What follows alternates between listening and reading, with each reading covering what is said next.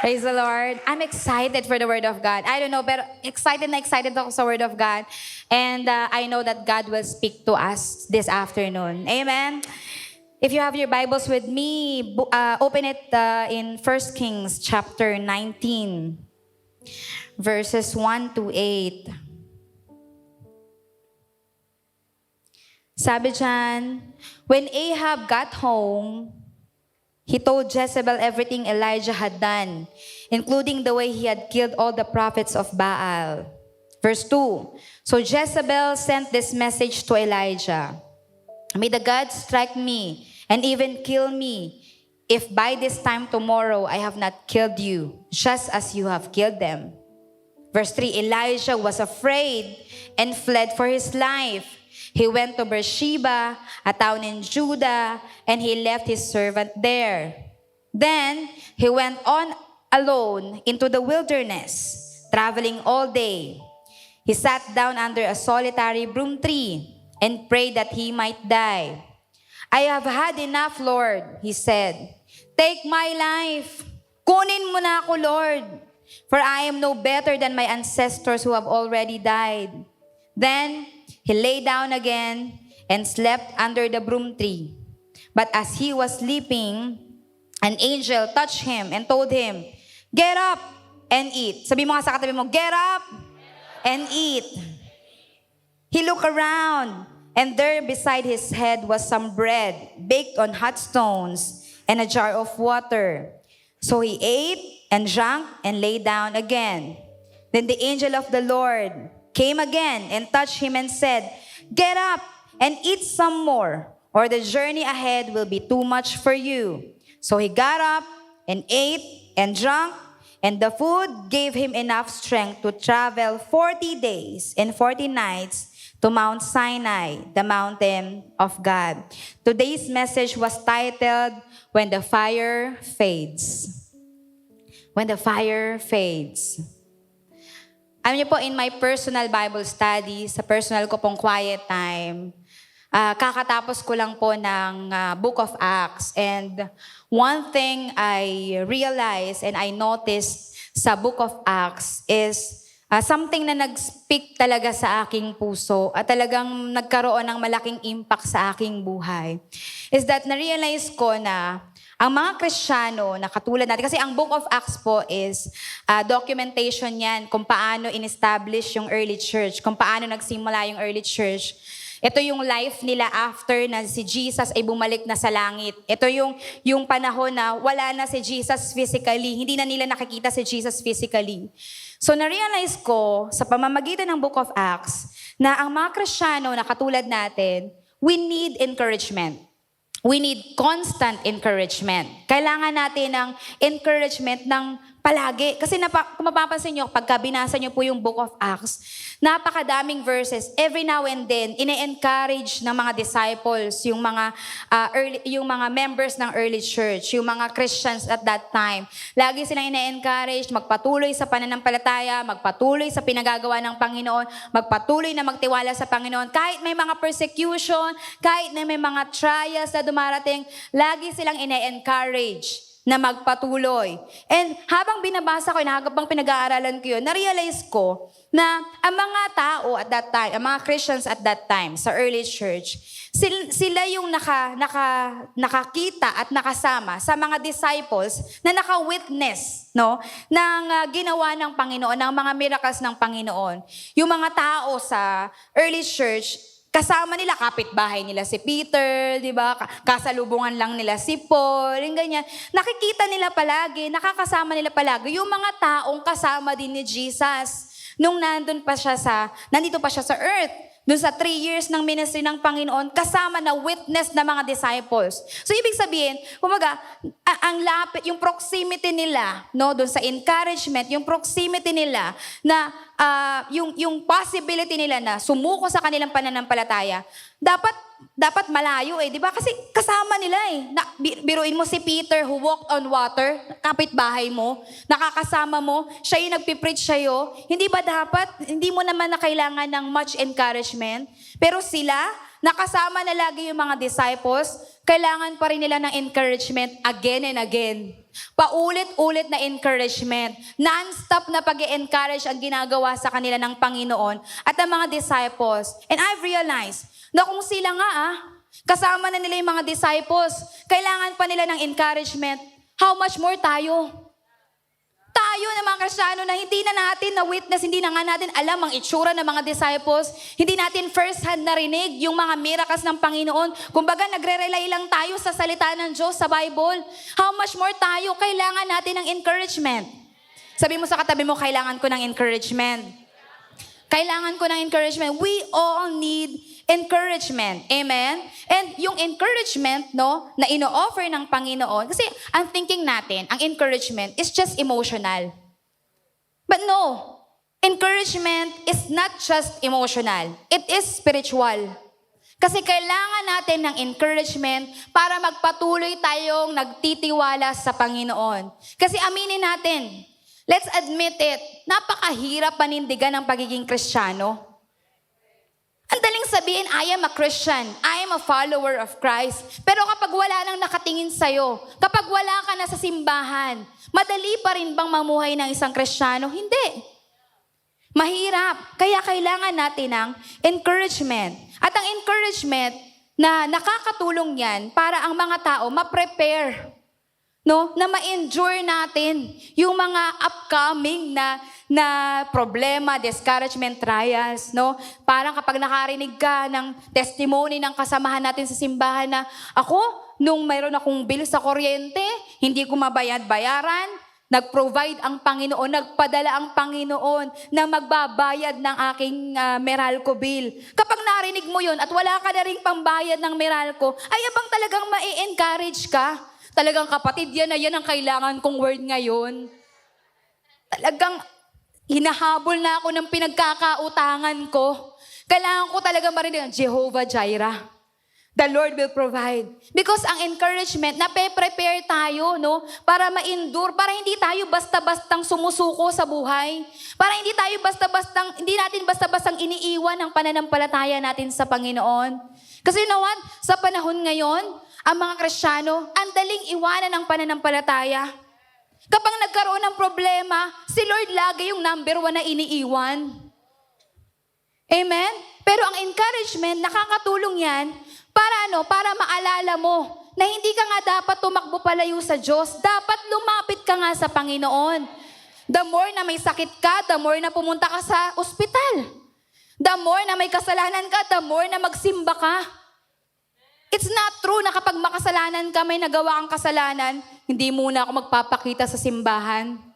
Kasi napaka-ipokrito ko naman. Kung nagkakasala ako, tapos pumupunta ako sa simbahan. No. Ang church ay para sa sinners na kagaya mo at kagaya ko. Naririto ang simbahan para marinig natin ang salita ng Panginoon. Para malaman natin na oo, nagkakamali tayo, oo, nagkakasala tayo, pero ang Panginoon handa tayong tulungan na iayos ang ating mga buhay. Amen. Sabi mo sa katabi mo, parang ikaw ang kinakausap ng Panginoon ngayon. Amen. At alam niyo po, yung encouragement sa Acts is not just comfort. Ang thinking kasi natin, di ba, pag encouragement, it gives us comfort. Pero nyo, ang encouragement na mula sa Panginoon, hindi lang comfort ang may bibigay niyan sa'yo. It gives you empowerment. Lalakas ka kapag ang encouragement galing sa Panginoon. Titibay ka kapag ang encouragement galing sa Word of God. Lalakas ka, magpapatuloy ka sa buhay kapag ang encouragement galing sa salita ng Diyos. And not only in Acts na matatagpuan natin na kailangan natin ng encouragement, but also in the life of Elijah. Yung binasa po natin kanina sa 1 Kings chapter 19. Si Prophet Elijah was a faithful servant. Tapat po siya na tagapaglingkod ng Panginoon. And yet, no, ang dami niyang miracles na na-witness na ginawa ng Panginoon. Ang daming ginawa ng Panginoon, pinasabi ng Panginoon sa pamamagitan niya. And yet, that same prophet experienced discouragement. Dumating siya sa punto ng buhay niya na sanabi niya, Lord, sana mamatay. Patayin mo na lang ako, kunin mo na lang ako, Lord. Kunin mo na ako, Lord, kasi hindi ko na kaya. Mag-isa na lang ako dito, hinahabol nila ako, gusto nila akong patayin. Dumating siya sa punto, imagine niyo na-experience niya ang kabutihan ng Panginoon. Na-witness niya yung mga milagrong ginawa ng Panginoon. And yet, dahil sa discouragement, ginusto niyang mag-quit. Ginusto niyang sumuko sa kanyang pananampalataya at sumuko sa buhay. Amen? Kung babasahin niyo po yung 1 Kings, yung mga previous chapters, bago yung chapter 19, makikita niyo doon na si Elijah, na-experience niya yung mountaintop victory. Biruin mo, nung humarap siya sa mga 400 plus na prophets of Baal, natalo niya lahat yun. Pinag-shine siya ng Panginoon. Nung nag-ask sa Panginoon ng rain, nag-send ng rain ang Panginoon. Kumbaga, na-witness ng lahat ng tao na si Elijah ay ginagamit ng Panginoon to perform miracles and breakthroughs. Amen? Kumbaga, first hand mong na-experience, first hand mong nakita, first hand mong narinig ang tinig ng Panginoon. And doon, chapter 19, yung chapter na binasa natin kanina, yung chapter after ng chapter 18, he's running away from God. Tumatakbo siya. No? Ano nangyari? Nung sa chapter 18, ang ganda ng mga milagro nangyari. And then chapter 19 came. Ano sabi ng chapter 19? When Ahab got home, nung umuwi daw si Ahab, yung kalaban niya, sa kanilang bahay, itong si Ahab, nagsumbong sa kanyang asawa na si Jezebel. No? Ganyan talaga minsan, wala kang ibang masumbungan kundi ang asawa mo lang. So nagsumbong siya. Sabi niya, si Prophet Elijah, pinatay niya yung mga prophets. Pinapatay niya yung mga prophets. Sabi niya, si Prophet Elijah, alam mo ba, pinahiya niya kami. Nagsumbong. Ngayon, nung narinig naman ng asawa ni Ahab, syempre, inaapi yung asawa ko, hindi ako papayag na, na wala akong gagawin. Anong ginawa niya? Nagpadala siya ng message kay Elijah. And that message, yung text message, yung mensahe na pinadala ni Jezebel kay Elijah, ay, nagyanig ng pananampalataya ni Elijah. Ano nangyari? Because of that message, nagkaroon ng matinding takot si Elijah sa kanyang puso. Amen. Imagine nyo the same prophet, diba? Na merong same God. Hindi naman nagbago ang Diyos niya eh. He's the same God. Pero nasa different season siya ng kanyang buhay. And that is real life. Na one moment, nasa strong faith ka. One moment, nasa mountaintop victory ka. One moment, na-experience mo ang Panginoon. And then on the next day, diba? May discouragement, may trials, may challenges, nakakakiban. Naranasan nyo na yung ngayon ang saya-saya nyo, tas bukas, you feel empty. You feel discouraged. Yung Sunday ang saya-saya mo, tas Monday bukas may pasok, nade-discourage ka eh. Ayokong pumasok. Right? Na one moment, nasa mountaintop victory ka, one moment na i-experience mo yung kadakilaan ng Panginoon. Kasi hindi laging Sunday eh. Hindi laging na-experience mo yung hindi laging visible sa'yo yung ginagawa ng Panginoon. Pero hindi porket Monday at hindi visible sa'yo yung ginagawa ng Panginoon. Wala na siyang ginagawa. Amen? He is always there. Laging nandyan ang Panginoon. Amen? And wala po sa atin na gustong magkaroon ng discouragement. Ayaw nga. Sino rito gusto ng problema? Taas ang kamay. Kaya nga po walang nagbebenta ng problema eh. Kasi wala namang gustong bumili ng problema. Because we don't want discouragement. We don't want challenges. Amen? Tanong mo yung katabi mo, ikaw ba gusto mo kapatid? Sa'yo na lang yung problema ko kung gusto mo. Kasi ako ayoko ng problema. Ayoko ng discouragement. Amen? And what happened, no? Kahit na nasa mountaintop victory si Elijah, after that victory, after that breakthrough, after that moments na nakita niya na nag-move ang Panginoon, nandiyan ang discouragement. Because discouragement can come after great victories. Ang discouragement, hindi yan dumarating dun sa mga panahong inaasahan mo. Most of the time, dumarating ang challenges, ang discouragement, after mong ma-feel, after mong maranasan ang great victory. Sabi ng verse 3, di ba? Nung nag-send ng message si Jezebel, anong sabi ng verse 3? Elijah was afraid and fled for his life. No, natakot siya. At tumakbo siya palayo. He went to Beersheba, a town in Judah, and he left his servant there. Imagine niyo, si Elijah just defeated the prophets of Baal. But one threat, just one threat, isang message lang. Hindi pa naman siya pinadalahan ng death threat lang eh. Wala pang ginagawa si Jezebel na ikakamatay niya. Just one message, just one threat. Naruin na yung kanyang pananampalataya. Nawala na. Parang nawala na siya sa alignment niya sa Panginoon. You know what? Minsan tayo, okay ka naman, tapos pag may nabasa ka sa Facebook, biglang nawawala na yung peace of mind mo. Alam mo yung grateful ka naman, tapos pag nakita mo yung kaaway mo, merong bagong binigay na blessing ang Panginoon sa kanya. Diba nakakaruwi ng kapayapaan? Na parang si Elijah, ang ganda ng na-experience niya, ang ganda ng ginawa ng Panginoon sa kanya, pero lahat yun na-blurred sa isip niya at na-focus siya dun sa takot. Natakot siya. Amen?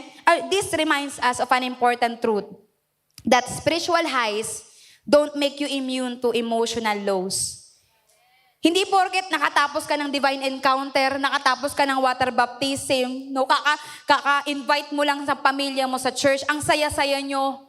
Diba? Hindi ibig sabihin nun, immune ka na sa mga emotional lows, immune ka na sa mga discouragement. Yes, nakaka-experience tayo ng mountaintop victories. Diba? Nakaka-experience tayo ng great blessing, great victories mula sa Panginoon. Pero hindi yan makakapag-immune sa atin. Hindi ibig sabihin niya na hindi ka na makakaranas ng low points of your life. Kasi ang buhay parang gulong. Right? Minsan nasa taas ka, minsan nasa baba. Alam niyo po yung anak ko, si Kumi. She's turning 4 years old this year. And kapag ka nagpe-play kami, yung naglalaro kami ng bato-bato pick, no? Kahit sa mga sa mga kasama niya sa Alive, pag naglalaro kami ng bato-bato pick, ayaw niya natatalo. Kahit nagunting yung kanya at bato yung sa akin, napakalinaw na panalo ako, gusto niya, I am the winner, I am the winner.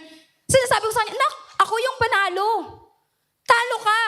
Ayaw niyang tanggapin. Anong gagawin niya? Iiyak siya, magtatantrum siya. No, I want to win. Gusto ko, winner ako. May mga ganyan bang Kristiyano sa atin? Na gusto mo lang laging masaya ang buhay. But that's not the reality of life. Minsan mananalo ka, minsan matatalo ka. And you have to accept the fact na minsan talaga matatalo ka. Alam mo, sabi ko kay Kumi, anak, hindi pwedeng palagi kang panalo.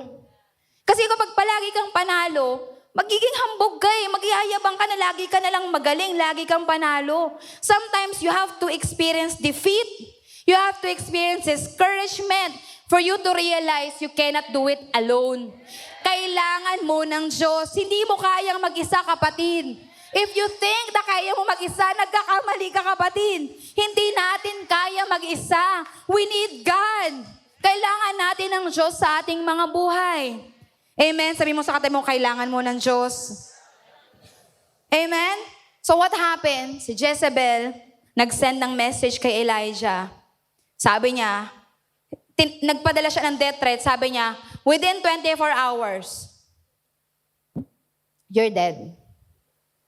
Elijah, within 24 hours lang, mamamatay ka na. No, it's interesting to me kasi nung habang binabasa ko siya, na kung si Jezebel, gusto niya talagang patayin si Elijah, bakit nagpadala pa siya ng warning? Meron bang magnanakaw na magpapadala muna ng warning na, magnanakaw ako ha, maghanda kayo dyan. Within 24 hours, magnanakaw ako. Wala. Right? Pero si Jezebel, natataka ko, bakit pa siya nagpadala ng message? Yan tuloy, nakatakas si Elijah. Sabi ko, ano ba naman to si Jezebel? Bakit naman nagpadala pa kasi, di sana, di ba? Ang iba yung plot ng story kung hindi siya nagpadala ng message. Pero sabi ko, Lord, bakit kailangan magpadala ng Jezebel ng message? Bakit kailangan niya magpadala ng warning? Di ba? Kasi walang kaaway na nagwa-warning muna na aatakihin kita bago umatake. Right? Si Satan hindi ganun. Hindi yan magpapadala muna ng, magkakaproblema ka next week magpakasaya-saya ka na ngayon kasi next week magkakaproblema ka. Walang ganoon. Right? Pero bakit, Lord? Bakit si Jezebel? Nag-send pa siya ng message. You know what? After carefully studying, nagbabasa ako ng mga commentary. Some of the Bible scholars says na marahil kaya nagpadala ng message si Jezebel is it's a impulsive decision. Kasi biruin mo, pagka-uwi ng asawa mo, sasabihin sa'yo na, alam mo ba, ganito ginawa sa amin. Ganito. Parang pag ang mga nanay, kapag umuwi yung bata, yung anak nila nagsusumbong, minsan hindi na nga nakakapagtsinelas Gusto nang sugurin agad yung mga nang-away. Right? Parang ganun yung nangyari kay Jezebel. Dahil sa galit niya, namatay ba naman yung 400 plus na prophets of Baal? Sa galit niya kay Elijah, nagkaroon siya ng impulsive decision. Na dahil doon sa desisyon na ginawa niya, nakatakas tuloy yung kaaway niya. You know what? Kapag yung anger natin, uncontrolled, makakapag-create talaga yun ng impulsive decision. Kaya nga importante, kapag gagalit ka, huwag ka muna magdedesisyon. Sabi mo sa katabi mo, pag galit ka, huwag ka muna magdedesisyon. Kasi you know what? Most of the time, kapag kumilos tayo dahil sa galit, dahil sa nararamdaman natin, impulsive ang mga desisyon natin. Permit niyo po ako sa salita, foolish minsan ang mga decisions natin. Diba? Sino ba naman kaaway, magbabanta para atakihin? Di nakatakas. Right? Kaya nga, kapatid, napaka-importante, tayo mga Kristiyano, we have to be wise. Kapag may anger, kapag may discouragement, may problema, hindi tayo required mag-react agad. Kasi tayo, di ba, pag may problema, parang feeling natin, may urgency na mag-react agad tayo. Pero hindi ganun ang gusto ng Panginoon. Think before you click. Mag-isip ka muna bago ka kumilos. Mag-isip ka muna bago ka magsalita. Mag-isip ka muna bago ka magdesisyon. I-ask God first, Lord, ano bang gusto mong gawin ko?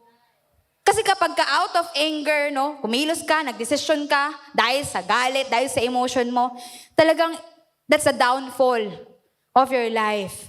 Amen? Sabi mo sa katabi mo ulit, huwag kang magdidesisyon. Pag galit ka. Amen? Second, na tinuro ng Panginoon sa akin dito, kaya nagsabi si Jezebel, kaya nagsend siya ng messenger, ng message kay Elijah, was because God was still working behind the scene. I believe it was God. Si Lord yung nag-allow nun na magpadala ng message si Jezebel kay Elijah to protect Elijah. Kasi alam ni Lord, pagka walang warning, akala ni Elijah, okay pa siya Kasi kagagaling lang niya sa mountaintop victory Iniisip niya, ang iniisip ng kaaway niya, hindi natin kaya si Elijah. Masyadong malakas to. Nasa kanya ang Diyos. Yun siguro ang iniisip na Elijah Kaya si Lord, inalaw niya yung discouragement, yung message na nakapagpayanig ng pananampalataya ni Elijah para protektahan siya. Because sometimes discouragement comes to protect us. Kaya ka madediscourage para protektahan ka ng Panginoon. Amen? Kaya ka naka-receive ng disconnection notice mula sa bill ng kuryente. Kasi para ipaalala sa'yo ng Panginoon, huwag mo na i-check out yung Shopee na yan kasi may babayaran kang bills. It's protection. Amen? Kaya tumatawag yung bangko ng credit card mo para paalalahanan ka masyado kang swipe ng swipe ng swipe. Sometimes in discouragement, protection yan ng Panginoon. Hindi laging masama ang dulot sa atin ng discouragement. Sometimes inaalaw yan ng Panginoon, hindi para maglagay ng takot sa ating puso, kundi para ilagay natin yung dependence natin sa Panginoon. Na hindi natin kaya kung tayo lang. Kailangan natin ng move ng Panginoon. Kailangan natin ng pagkilos ng Panginoon behind the scenes. Si Elijah, hindi naman niya alam kung bakit inalaw ng Panginoon yun. Right? Pero inalaw yun ng Panginoon to protect him. Para proteksyonan siya. Sabi mo sa katabi mo, inalaw yan ng Panginoon para protektahan ka. Amen. No, anong nangyari? Si Elijah, natakot siya, and tumakbo siya. Tumakbo siya palayo sa Panginoon. In-expect ko na dapat si Elijah, alam niya kung gaano kadakila ang Panginoon. Alam niya kung gaano kabuti ang Diyos. Alam niya na one call away lang ang Diyos eh. Sasagot ang Panginoon sa kanya. Na-witness niya eh. Right? Pero in-expect ko na dapat si Elijah, nung na-receive niya yung bad news, nung na-receive niya yung death threat, nung na-receive niya yung discouragement, dapat ang ginawa niya, tumakbo siya palapit kay Lord. Pero nung ginawa niya, tumakbo siya palayo sa Panginoon. No, most Christians na katulad natin, kapag may problema, imbes na tumakbo palapit sa Diyos, tumatakbo palayo sa Diyos. Ay, hindi muna po ako aatin sa church. Bakit? May problema lang kaming pinagdadaanan. Na para bang masosolve natin ang problema nang hindi natin kasama ang Diyos? Na para bang masosolve natin yung problema, yung challenges, nang hindi tayo tinutulungan ng Panginoon? Kapatid, imbis na ang dulot sa ng discouragement ay tumakbo palayo sa Diyos, dapat tumakbo ka palapit sa Panginoon eh. Amen? Diba? Pag ang isang bata, inagawan siya ng laruan, anong gagawin niya? Tatakbo siya sa nanay niya o sa tatay niya. Sasabihin niya, isusumbong niya yung ginawa sa kanya. Inagawan siya, ninakawan po ako. Right? Pero hindi ginagawa ng bata na, imbis na tumakbo palapit sa magulang, tatakbo palayo. Ganon din dapat tayo mga Kristiyano sa ating Ama sa langit. Na imbis na tumakbo tayo palayo sa Kanya, lalo tayong lumapit. The more na nagkakasala ka, the more na magsimba ka. The more na nararanasan mo na parang you feel empty, the more na magbasa ka ng Bible. The more na lumapit ka sa Panginoon, the more na magsumiksik ka sa presensya ng Panginoon. Amen? Kasi ang discouragement, most of the time, it twists how you see things. Ang discouragement kasi, ibablur niya yung paningin mo. Hindi mo na makikita yung ginagawa ng Panginoon kapag discouraged ka. Kapag may problema tayo, di ba? Minsan ang hirap tingnan na mabuti ang Diyos. Parang minsan ang hirap sabihin na tapat ang Diyos, lalo kapag ka nahihirapan ka. Lalo kasi kapag tayo nakakaranas ng discouragement, ang laging nagiging pakiramdam natin, nagdududa tayo sa kakayahan ng Diyos eh. Pero ang discouragement, ito twist niya kung paano mo makikita ang gawa ng Panginoon. Anong sabi ng verse 3? Elijah was afraid and fled for his life. He went to Beersheba, a town in Judah, and he left his servant there. Iniwanan niya yung kanyang servant sa Beersheba. At anong sabi? Then, he went on alone into the wilderness and traveling all day. Imagine niyo may kasama naman siya. Pero iniwan niya yung kasama niya at nagsulo siyang lumakad sa wilderness. Elijah, may death threat ka na nga. Gusto mo pa mag-isa ka? Pag pinatay ka dyan, walang makakaalam na pinatay ka. Right? Pero ganun ang nangyayari sa atin kapag discouraged tayo eh. Natutuwis kung paano mo, hindi mo na nagagawa yung dapat na ginagawa mo kapag discouraged ka. Kapag problemado ka, hindi mo na nakikita. Ang daming mga taong pinapadala ang Panginoon para tulungan ka, pero tinatakasan mo. Nilalayuan mo. Diba? Sasabihin ni Elijah dito na, I'm all alone. Mag-isa lang ako. Sino ba nagsabi sa'yo mag-travel ka mag-isa? May kasama ka iniwan mo. Amen? Alam nyo, ganyan tayo madalas sa harapan ng Panginoon eh. We are blaming God. Lord, ba't ganito yung nangyayari sa buhay ko? Minsan sasabihin ng Panginoon, choice mo naman yan, anak eh. Andito lang naman ako lagi. Handa naman akong tulungan ka. Kaya lang, ikaw tong nagmumukmuk sa sulok. Tumatakbo ka palayo sa Diyos. Biruin mo tinatakbuhan mo yung source ng pagpapala. Tinatakbuhan mo yung source ng peace. And you expect na may kapayapaan ka sa puso. Tapos isisihin natin ng Diyos, Lord, mag-isa na lang ako ngayon. Papatayin nila ako. Sino bang gumawa ng desisyon? Hindi ba si Elijah? It is a reminder for all of us, mga kapatid. Ayaw ng Panginoon na mag-isa ka. May mga binibigay ang Panginoon ng mga tao sa paligid natin. Natutulungan ka para lumago ka. Tutulungan ka para ma-encourage ka. Kaya kapag may nag-follow up sa'yo, huwag mong i-sin zone lang. Huwag mong i-half sin lang. Hindi na kasi ngayon sin zone, half sin. Amen? Kasi minsan, hingi ng tulong kay Lord. Lord, tulungan mo ako sa problema ko. Nagpapadala ang Panginoon ng sagot sa problema natin. Pero hindi natin nakikita. Kasi we're too discouraged. We're too problematic na nablur na yung pagtingin natin sa mga bagay. Kapatid, we have to be alert. Kasi ano ang purpose ni Satan kung bakit nandito siya sa mundo? To steal, to kill, and destroy. Yan ang mantra niya. Yan lang ang paulit-ulit niyang gagawin. Kaya nga dapat alerto ka. Kapag may problema, huwag mo nga hayaan na matwist kung paano mo tingnan ang Diyos. Kapag may challenges, huwag mo hayaan na matwist kung paano mo tingnan ang Panginoon. Lahat ng bagay na inaalaw ng Diyos na mangyari sa atin may purpose. May dahilan. Kailangan lang malinaw ang pagtingin natin. Hindi dapat blurred ang pagtingin natin. Dapat malinaw. Amen? Sabi mo sa katabi mo, dapat malinaw. Amen? Alam niyo, pag discourage tayo, no? Hindi lang yan bastang problematic tayo eh. Kapag ka tayo discourage, yung victory, nagiging maliit sa paningin mo. Yung breakthrough, nagiging maliit sa paningin mo. Yung problem, nagiging overwhelming. Lumalaki yung problema. Kapag tayo ay discouraged. Yang sinasabi ng Panginoon, do not allow that to happen.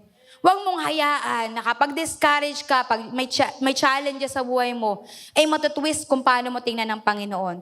The more na may challenges, dapat matuwa ka. Kasi, kakampi ka pa rin ng Diyos. Hindi aatakihin ni Satan ang kakampi niya. Sino lang ang inaatake ni Satan? Kaaway niya. So kung inaatake ka ng kaaway, ay matuwa ka kapatid. Kasi kakampi ka pa ng Diyos. Sino rito yung walang problema? Sino rito yung walang pag-atake sa kanyang buhay? Mag-isip-isip ka ba, kakakampi mo na si Satan, Sabi mo nga sa katabi mo, may problema ka ba? Ay oo, marami akong problema. Marami akong challenges. Amen? And you know what? In reality, lahat po tayo will experience threat. Lalo kung tunay kang Kristiyano at nananampalataya ka talaga sa Panginoon, we will experience threat. Kasi yun lang naman ang gagawin ni Satan sa atin eh. Kung hindi niya kayang ma-persuade ang ating pananampalataya sa Panginoon, i-distract niya tayo eh. Amen? Yan ang gagawin niya lagi. Magbibigay siya ng mga discouragement, magbibigay siya ng mga challenges, magbibigay siya ng mga problema. Alam niyo, if yun naman talaga ang gagawin lagi at mararanasan natin, hindi na tanong yun kung magkaka-discouragement pa o magkaka-problema pa. Ang tanong na lang, how do we respond? Paano tayo nagre-react dun sa mga discouragement? Pagka nagkaka-problema ka, paano ka nagre-react? Takbo ba palapit sa Diyos o takbo palayo sa Diyos? Kapag may challenges ka, kanino ka ba naglilin? Sa understanding ng Diyos? Sa wisdom ng Panginoon? O sa sarili mong understanding? Kasi yung how do we respond, it matters. Napaka-importante kung paano tayo mag-respond dun sa mga challenges ng ating buhay. Kasi ang challenges, nandyan talaga yan eh. Ang problema, nandyan talaga yan. Ang discouragement, nandyan talaga yan. Pero paano ka magre-react? Paano ka magre-respond? Paano mo haharapin yung mga challenges na ito ng buhay? So si Elijah, paano siya nag-respond sa threat? He moved based on his own understanding. Ano yung si Elijah? Kung babasahin niyo po yung mga previous chapters ng 1 Kings, makikita niyo doon na si Elijah, bago siya kumilos, lagi muna siyang nakikinig sa Panginoon. Hanggat walang instruction si Lord, hindi siya pupunta sa lugar na pupuntahan niya. Laging hear and then obey. Laging makikinig muna kay Lord, tsaka susunod.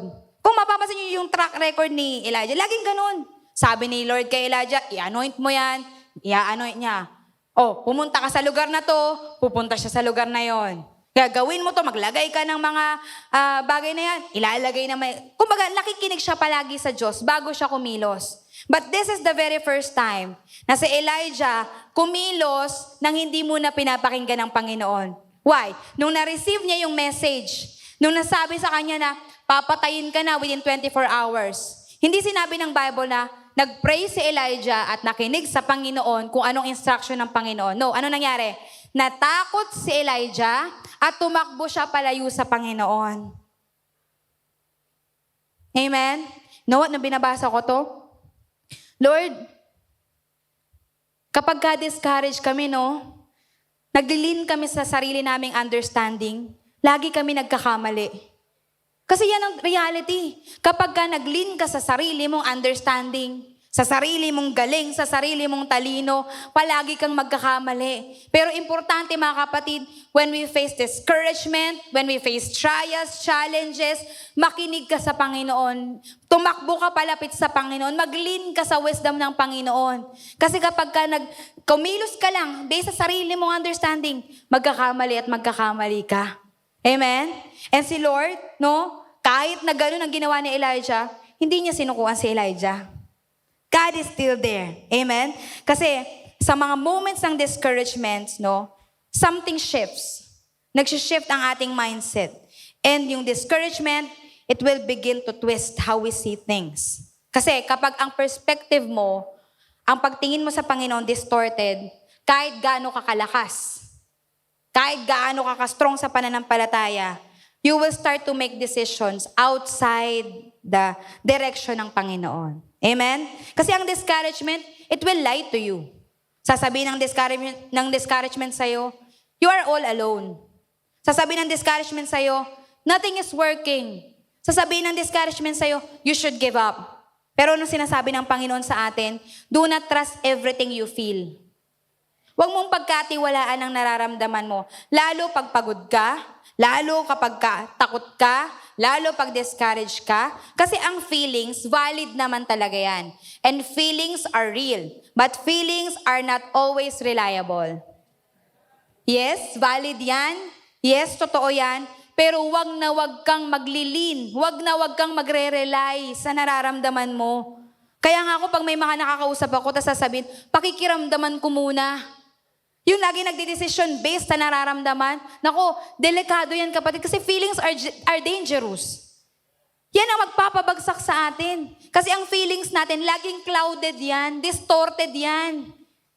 Gagawin ni Satan ang lahat para tapunan ng isip mo, ang damdamin mo ng mga kasinungalingan. Kaya nga wag dapat tayo magdedepende sa ating nararamdaman. Sabi mo sa katabi mo, wag kang magdepende sa nararamdaman mo. Amen? Sabi ng verse 5, then he lay down and slept under the broom tree. But as he was sleeping, an angel touched him and told him, get up and eat. He looked around, and there beside his head was some bread baked on hot stones and a jar of water. So, ginising siya ng angel. Ano sabi ng angel sa kanya? Tumayo ka dyan, kumain ka. Pagising niya may pagkain na. Wow, sana laging ganun, Na pagising mo, hindi ka na magluluto. Nandyan na agad, naka-ready na yung pagkain at inumin. Amen? Tapos, ano nangyari? Kumain si Elijah. At nung sabi, nung pagkakain niya, and he ate and drank and lay down again. Wow, kain tulog pagkagising niya, kumain siya, natulog ulit. Right? Pero nyo, I realized, God taught me that God cares for you before He corrects you. Why? Pwedeng i-correct ni Lord si Elijah. Anong ginagawa mo? Bakit nagmumukmuk ka dyan? Bakit tumatakbo ka palayo dyan? Asan ang pwede siyang i-rebuke ng Panginoon? O pwedeng gawin ng Panginoon, sabihin niya sa angel, Angel, puntahan mo si Elijah, mag-preach ka nga sa kanya. Kasi parang nakakalimot na naman siya sa kaya kong gawin sa buhay niya. Hindi yun ang ginawa Anong ginawa ng Panginoon? Pinayagan muna siyang magpahinga. Anong ginawa ng Panginoon? Pinakain muna siya. Pinalakas muna siya. Kasi alam nyo, si Lord, ganun siya ka-gentle. Ganun katindi yung pag-aalala at pagmamahal ng Panginoon sa atin. Na alam niya kung anong pangangailangan mo. Alam niya hindi sermon ang kailangan ni Elijah at that time. Discouraged na nga yung tao Minsan tayo, discouraged na nga, sermonan pa tayo. Di ba? Nagkamali na nga, ipapamukha pa sa ating nagkamali tayo. Pero si Lord, hindi siya ganon. He knows what you need. Alam niya kung anong pangangailangan mo. Alam niya kung paano kanya kakausapin. Alam niya kung paano kanya gigisingin. Napakabuti ng ating Panginoon, amen. Na si Elijah, imbes na i-rebuke siya ng Panginoon, imbes na mag-preach ang angel sa kanya, pinagpahinga siya ng Panginoon. You know what? It taught me that the most spiritual thing we can do is rest. Kasi, bakit ganito ang ginawa ng Panginoon? Kasi alam ng Panginoon, kahit anong salita ko dito, pagpagod to, paggutom to, pagpuyat to, hindi niya ma-absorb eh. Right? Kaya nga, di ba tayo mga babae, pag gutom tayo, talaga nag-iibang anyo talaga eh. Talagang mag-i-amen ang mga asawang lalaki. Di ba na, kasi pagka gutom ka, parang hindi ka na nakakapag-isip ng tama eh. Pag pagod ka, parang clouded na yung mga decisions mo eh. Kaya si Lord, imbes na i-rebuke, anong sinabi sa kanya? Magpahinga ka muna. Kumain ka, magpalakas ka muna. Amen? Kasi minsan, ang kailangan natin kapag discouraged tayo, magpahinga. Pag discouraged tayo, gusto natin may gawin agad para ma-resolve yung problem eh. Para ma-resolve yung issue. Pero sinasabi ng Panginoon, wait lang. Kain ka muna. Pahinga ka muna. Magpalakas ka muna. Kasi hanggat hindi ka pa nasa tamang katinuan, hanggat wala ka pa sa tamang mindset, hindi mo maa-absorb yung gustong sabihin ng Panginoon sa'yo. Kaya nga tayo, kapag tayo discouraged, ang discouragement hindi lang yung spiritual. Sometimes it's physical. It's emotional. Kailangan natin din maging sensitive, no? Ano ba talaga ang pangangailangan ko?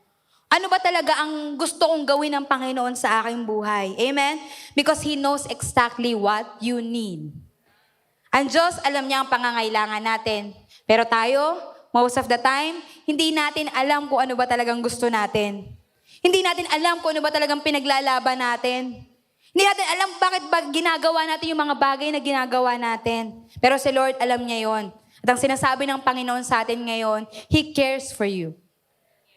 He cares for you. Mahal ka ng Panginoon. Amen?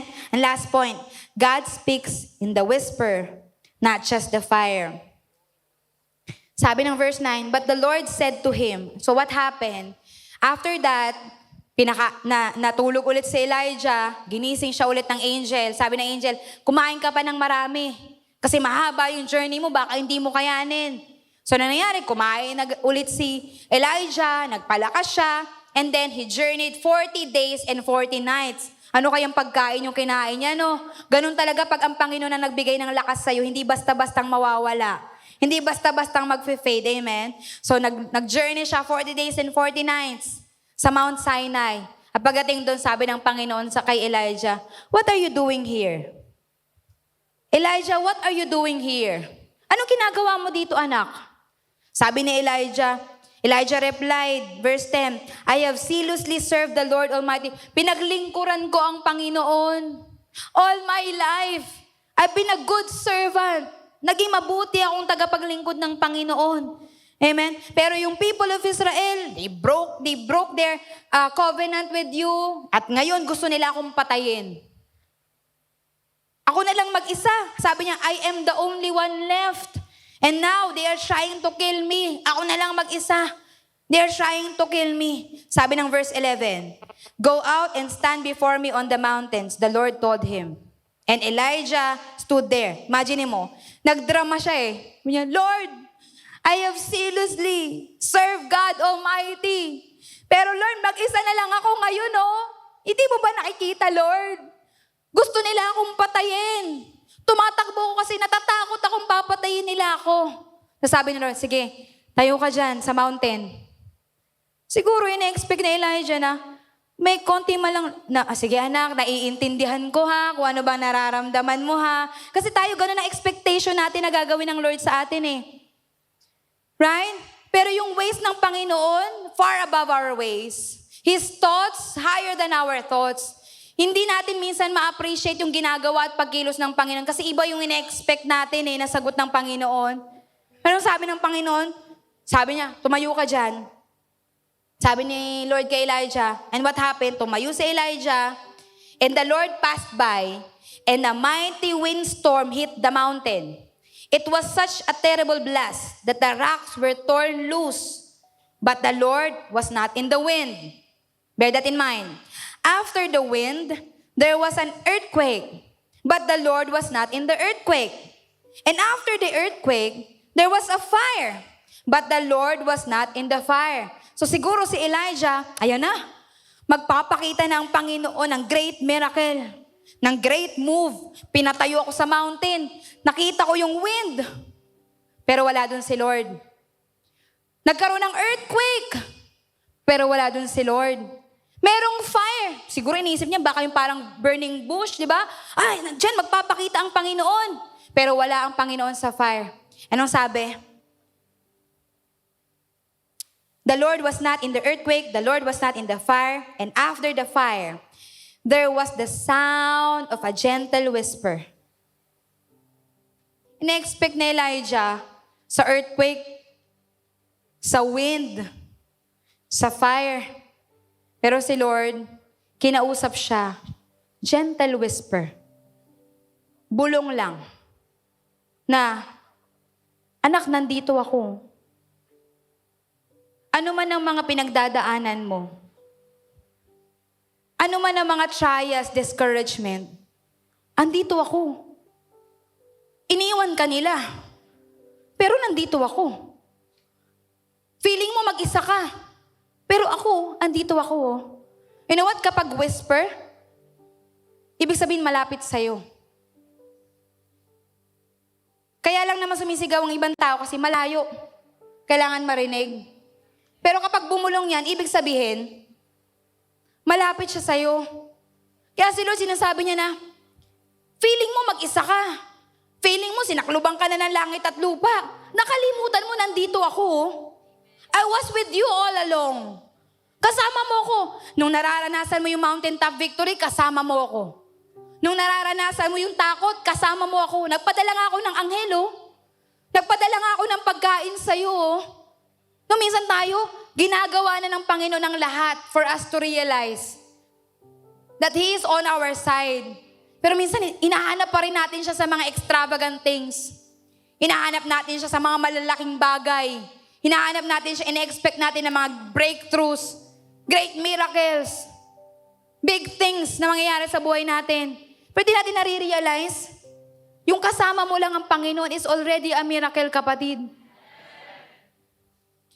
It's already a big blessing na kasama mo ang Panginoon. Na hindi ka pinabayaan ng Panginoon. Oo, ang daming problema dumaan, pero nandiyan ka pa rin, oh. Ang daming paghihirap ng kalooban, pero nakakatayo ka pa din. Ang daming tao, binetray ka, pero nandyan pa rin. May mga tao pa rin akong nilalagay para sa'yo. Akala mo lang mag-isa ka, pero hindi. Kasama natin ang Diyos. He is with us. Whispering to our ears, anak, I'm here. Kasama mo ako. I'm with you. Elijah is expecting God to be dramatic. Nasa wind, nasa earthquake, nasa fire. But God came in a gentle whisper. Sweet, small voice ng ating Panginoon. No, God is not only in the big moments. He's also in a quiet, personal encounters. Kaya kang katagpuin ng Panginoon, kapatid. Kahit walang big blessing, basta nandyan ang Panginoon, okay na. Kahit hindi bigay ng Panginoon yung hinihiling mo, pero nandyan naman ang Diyos sa tabi mo, okay na. Kasi minsan hinahanap natin ang Diyos dun sa mga bagay na hinihiling natin. Pero hindi. God speaks in the whisper. Hindi lang sa fire, hindi lang sa malalaking bagay. Gaya ng Panginoon na sabihin sa'yo, andito ako. Hindi kita iiwan. Hindi kita pababayaan. Kailanman. Iwan ka ng lahat pero ako hindi kita iiwan. Ibetray ka ng ibang tao, ako hindi kita kayang ibetray. Pag nagkasala ka sa ibang tao, tatalikuran ka nila pero ako hindi kita tatalikuran. Ganon katindi ang pagmamahal ng Panginoon. Ganon kabuti ang Diyos na meron tayo, kapatid. What a good God. Awesome, magnificent, wonderful God. Amen? Na kahit Diyos siya ng mga Diyos, hari ng mga hari, handa siyang bumulong sa iyo at sabihin, anak, nandito ako para sa iyo. I am on your side. Amen? You know what? Pag lagi talaga tayong nag-aantay ng big blessing, big breakthroughs, mamimiss natin yung everyday na moments natin sa Panginoon. Everyday na blessing ng Panginoon sa atin. yung buhay, yung pamilya, yung talento, yung wisdom, yung pag-iingat, na hindi mo nga pinag-pray pero binigay sa'yo ng Panginoon. Mamimiss natin yun eh. Kapag lagi tayong after sa big blessing, lagi tayong after sa big thing na gagawin ng Panginoon. And the Lord is telling all of us right now, yes, kaya naman ng Panginoon ibigay yung mga big things sa buhay natin. Pero ang gusto ng Panginoon ma-realize natin na, dapat kahit wala yun, basta kasama ko ang Panginoon, I feel blessed. I feel complete. I feel content. Amen? And you know what? After that incident, nirestore ng Panginoon yung lakas ni Elijah. Nagbigay ang Panginoon ng new assignment kay Elijah. Nagbigay siya ng new direction kay Elijah. At binigyan siya ng bagong companion. Binigyan siya ng protege. Binigyan siya ng assistant, si Elisha. No, God will not just comfort you kapag discouraged ka. He will reposition you. Sometimes, kaya yan nade-discourage ka kasi nag-close yung door. Pero kaya nag-close yan kasi may bubuksan na bago ang Panginoon. Amen? Na ang Panginoon, hindi lang niya iaalaw na masara yan, na wala siyang repositioning na gagawin sa buhay mo. Minsan, inaalaw niya yung discouragement para ma-realign tayo eh. Para ma-align ka sa will ng Panginoon. Kaya ka nawala dyan. Kaya nawala yung mga tao na yan sa'yo kasi bibigyan ka na, kasi hindi yan ang kalooban ng Panginoon para sa'yo eh. They are not good for you. Kaya anong gagawin ng Panginoon? I-close yan, madi-discourage ka, magkakaproblema, para makita mo yung bagong door na binubuksan ng Panginoon para sa'yo. Ako naniniwala, hindi i-shut ng Panginoon ng isang door kung wala siyang bubuksang bago. Laging merong bubuksang bago ang Panginoon para sa atin. Parang si Elijah, no? After that, gusto niya nang mamatay. Laki ng tampo niya sa Panginoon. Binigyan siya ng new assignment ng Lord. Binigyan siya ng new companion. Sabi ni Lord siguro pagod na to na palagi siyang feeling niya mag-isa siya. Sige, bigyan ko siya ng companion. Bigyan ko siya ng makakasama niya. Kasi ganun ang Panginoon eh. Kung alam niya yun ang pangangailangan mo, ibibigay naman ng Panginoon eh. Pero pag hindi binibigay ng Panginoon, kapatid, kapag sinasara ng Panginoon yung door na yan, ibig sabihin hindi yan makakabuti para sa atin. Kasi walang ama na bibigyan ng kanyang anak ng hindi makakabuti para sa kanya. Lagi ang ibibigay sa'yo ng Panginoon, yung makakabuti para sa'yo. Yung iaalaw ng Panginoon, yung makakabuti para sa'yo. Amen? That you have to be reminded that your discouragement is not the end. It is not the end. God still has a next step for you. May bagong door, may bagong opportunity, may bagong bagay na gagawin ng Panginoon sa'yo. Sa Elijah, kala niya it's the end. Kala niya tapos na. Pero sabi ni Lord, I'm not done with you yet. Hindi pa ako tapos sa'yo. Nireposition lang ng Panginoon si Elijah. Because even when the fire fades, even when yung passion nag-die down, yung gigil mo na maglingkod sa Panginoon nag-die down, God's presence remains.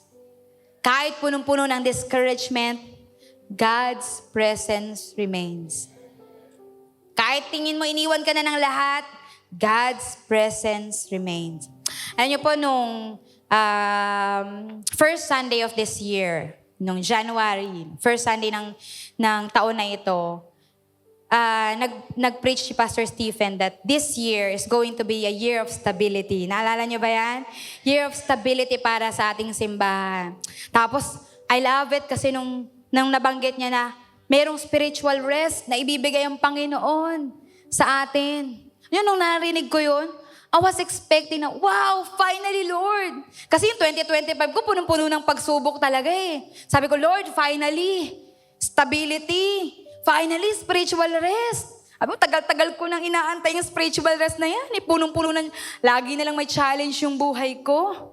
Sabi ko, Lord, yung 2025 namin, patong-patong na problema. Hindi pa tapos yung isa, may problema na naman. Hindi pa na susolusyon na may problema na naman. So, nung sinabi ni Pastor Stephen, I was expecting na, finally, spiritual rest. Finally, mababawasan na yung problema ko. You know what? Natapos yung January, punong-puno pa rin ako ng problema. Sumunod yung February, lalong nadagdagan yung problema ko. Dumating yung March, Lord, patindi ng patindi to Parang hindi na po ako natutuwa, Lord, sa mga nangyayari sa buhay ko Dumating yung April, natapos na naman yung April. Punong-puno pa rin ng pagsubok ang buhay. Diba? Patapos na lang yung April, diba? Umahabol pa yung problema, umahabol pa yung challenges. And then nung nagpe-pray ako sa Lord, Lord, kala ko ba year of stability? Nasaan na, Lord, yung spiritual rest? Diba? Parang napapasabak pa ako, parang number 1 soldier mo na naman ba ako, Lord? Ako na naman ba yung laban ng laban? Nasaan na yung spiritual rest, Lord? You know what? Habang tinatanong ko ang Panginoon, there's something inside of me na kinausap ako ng Panginoon. Mali kasi yung ine-expect kong spiritual rest. Kasi ang spiritual rest, it doesn't mean the absence of challenges. It doesn't mean na walang problema. Ang spiritual rest is having faith even in the midst of discouragement. Yung spiritual rest, yung you don't have to fight for yourself. Kasi si Lord ang lumalaban para sa'yo. Yung spiritual rest, yung kahit may problema ka, kaya mo makatulong ng payapa kasi andyan ang Diyos na handang lumaban para sa'yo. Amen? Na, Lord, yan pala yung spiritual rest. I was expecting mawawalan, mababawasan, kahit mabawasan na nga lang yung problema, kahit hindi na mawala. Mabawasan man lang. Pero hindi Ang sinasabi ng Panginoon na spiritual rest, year of stability, meaning kahit dumadaan ka sa pagsubok, mananatili ang pananampalataya mo sa Panginoon. Kasi nakatanim ka sa good foundation. And that is the Word of God. And that is the presence of God. Na kahit na anong pagsubok kapag nasa loob ka ng presensya ng Panginoon, you can survive. You can still be happy. You can still be peaceful. You can still feel love kahit may mga problema. At yun ang binibigay ng Panginoon sa ating lahat, kapatid. Napakabuti ng Panginoon. Siya ay tapat. Siya ay dakila sa lahat. Na kahit tayo nakakalimot tayo sa Panginoon, hindi siya kailanman nakalimot sa atin. Kahit tayo tumatalikod tayo sa Panginoon, siya kailanman hindi niya tayo tinalikuran. Kahit nagkakamali tayo sa Panginoon, kailanman ang Panginoon hindi tayo sinusukuan. Ganyan kabuti ang ating Diyos. That even when the fire fades, His presence remains. Tayo po tayong lahat.